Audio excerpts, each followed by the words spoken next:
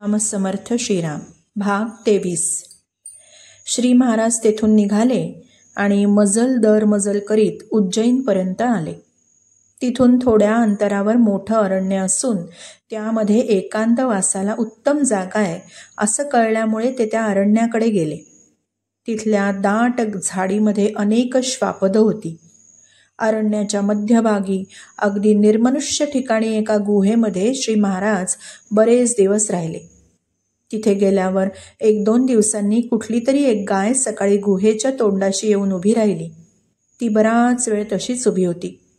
पण श्री महाराजांची दृष्टी सहज तिच्याकडे वळल्याबरोबर तिने हंबरडा फोडला आणि आपला पान्हा सोडला. दूध खाली पडू लागल्यानंतर तिच्या येण्याचं कारण कळलं. धार काढण्यासाठी जवळ भांडं नसल्यामुळे तिच्या आचळाला तोंड लावूनच महाराज पोटभर दूध प्यायले.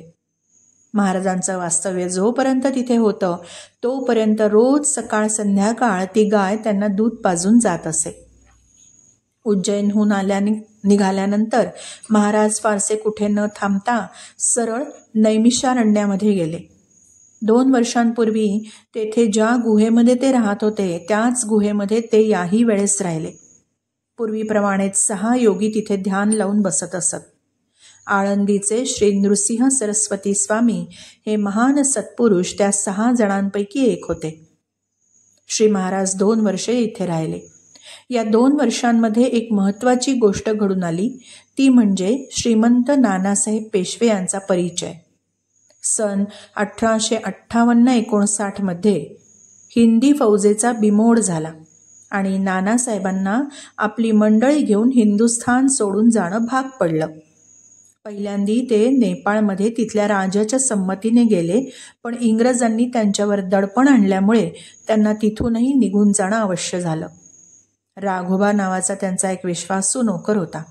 त्याला घेऊन ते नैमिषारण्यामध्ये शिरले आणि गुप्त रीतीने राहता येईल असा आश्रय ते शोधित होते. त्यावेळी त्यांची आणि महाराजांची गाठ पडली. महाराजांनी त्यांना अभय दिलं आणि आपल्या गुहेपासून जवळच पण आणखी आतमध्ये असलेली एक मोठी गुहा त्यांना वस्तीला दिली. या गुहेत थंडी वाऱ्यापासून त्रास न होईल अशी व्यवस्था होती. तिथे राहायला लागल्यानंतर आणखीही काही सोयी करून घेतल्या. निजण्यासाठी पलंग होता. चांदीच्या कड्यांचा एक झोपाळाही टांगला होता. 24 तासातला बराचसा वेळ ते यावर बसून असत. त्यांच्याजवळ सोनं, मोती, हिरे, माणकं इत्यादी बरंच जवाहीर होतं. त्यांच्या दिमतीला 2 माणसं होती. दर आठवड्याला त्यांचा मनुष्य अयोध्येला जाऊन शिधा घेऊन येत असे. पुढे पुण्याला केसरी हे साप्ताहिक वर्तमानपत्र सुरू झाल्यानंतर तो शिध्याबरोबर तेही आणीत असे आणि नानासाहेब ते नियमाने वाचत असत. गुहेमध्ये त्यांचा वेश म्हणजे बैराग्याप्रमाणे लंगोटी, गळ्यात रुद्राक्षांची माळ आणि पायात चंदनी खडावा असा असे. त्यांनी जटा आणि दाढी वाढवली. ते दरवर्षी पशुपतेश्वराच्या दर्शनाला जात आणि परत येताना काठमांडूस जाऊन समशेर जंगला आणि आपल्या कुटुंबाला भेटून येत. काही वर्षांनी हे बंद पडलं. या अज्ञातवासात आल्यानंतर पहिल्याने नानासाहेबांना आपलं राज्य गेल्याचं अनिवार्य दुःख होई आणि त्या विचाराने त्यांना रात्रंरात्र झोप येत नसे. राज्य परत मिळवण्यासाठी काय करावं याबद्दल ते महाराजांशी नेहमी खल करीत. महाराजांनी त्यांच्यापुढे अशी विचारसरणी मांडली की अशा रीतीने आपलं राज्य जावं, आपल्याला वनवास भोगावा लागावा आणि पुन्हा सैन्य जमवून इंग्रजांशी टक्कर मारायला लागणारी साधनं अनुकूल नसावीत ही विधिघटनाच होय.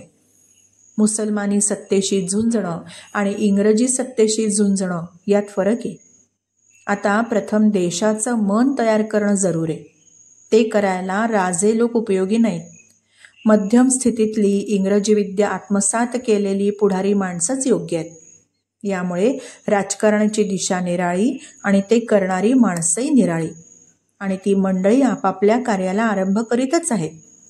आपलं राजकीय कर्तृत्व आता संपलं. आपण आपलं उर्वरित आयुष्य भगवंताच्या उपासनेत घालवणं हेच सर्वोत्तम आहे. हे विचार नानासाहेबांना पटायला वेळ लागला खरा, परंतु एकदा ते पटल्यावर मात्र त्यांचं मन शांत झालं आणि त्यांची उदासीनता आणि कष्टीपणा दोन्ही निघून गेलं. त्यांना अभय देऊन महाराज म्हणाले, तुमच्या केसालाही धक्का लागणार नाही. तुम्ही निर्धास्त असा. तुमच्या अंतःकाळी मी हजर राहीन हे माझं वचन घ्या. नानासाहेबांनी यापुढील आपला काळ श्रीराम नामाचा जप, श्री ज्ञानेश्वरी, दासबोध आदी अध्यात्म ग्रंथांचं वाचन आणि मनन करण्यात घालवला.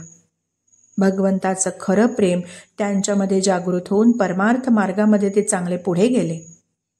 सन 1860 पासून 1906 साली नानासाहेबांचा अंत होईपर्यंत जेव्हा जेव्हा शक्य झालं तेव्हा तेव्हा महाराज नैमिषारण्यामध्ये जाऊन आले.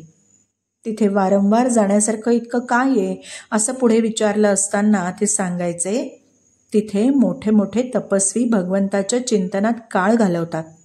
त्यांचं दर्शन घेण्यासाठी मी तिथे जातो. शिवाय प्रसंगाप्रसंगाने तिथल्या जीवनाच्या कौतुक वाटण्यासारख्या इतर गोष्टीसुद्धा ते सांगायचे. श्रीराम समर्थ. श्रीराम.